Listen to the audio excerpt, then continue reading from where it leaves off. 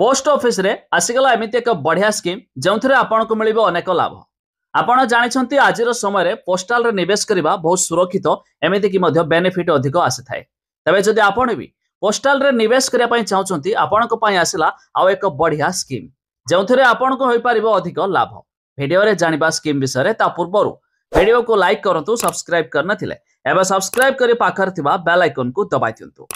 भारत सरकार एक योजना अच्छी जहाँ आपण टंका को बहुत शीघ्र द्विगुणित करिवो। प्रकृत में भारत सरकार किसान विकास पत्र योजना नामक एक पोस्ट ऑफिस योजना अच्छी।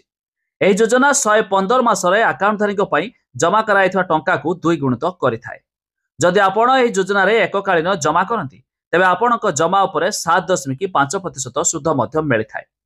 यह एक पोस्ट ऑफिस योजना किसान विकास पत्र नामक केवल चाषी बोली कहुई पारे, किंतु यह सत्य नुहे।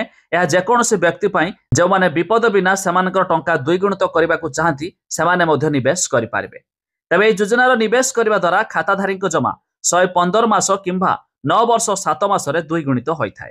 तेबे खाताधारी माने 7.5% सुध मध्य पाई थांती। भारत सरकार योजना होइथिबारु निवेश संपूर्ण सुरक्षित। सरकार द्वारा रिटर्न ग्यारंटी दिया जाउछि। आपण केवल 1000 टंका सर्वनिम्न निवेश सहित आरंभ करें। धरा जाऊ आपण किसान विकास पत्र रे योजना रे 10,000 टंका निवेश करती सरकार वार्षिक 7.5% सुध हार आपण प्रथम वर्ष रे 750 टंका पाइबे। यह आपण मूल 10,000 सहित जोड़ा जाई 10,700 टंका पाइबे। सेहीपरि प्रति वर्ष आपणकर मोट निवेश परिमाण वृद्धि पाए एवं परवर्ती वर्ष आपण सही वर्धित परिमाण उपरे सुध अर्जन करती। तेबे सुध उपरे सुध अर्थात चक्रवृद्धि सुध जुगु आपणकर 10,000 टंकार मूल निवेश 115 मास अर्थात 9 वर्ष 7 मास मध्य 20,000 टंका मध्य होइछिबो। तेबे आपण चाहिले किसान विकास पात्र स्कीम रे निवेश मध्य करि पारिबे। एथिपई आपण निकटतम पोस्टाल सहित संयोग करंतु।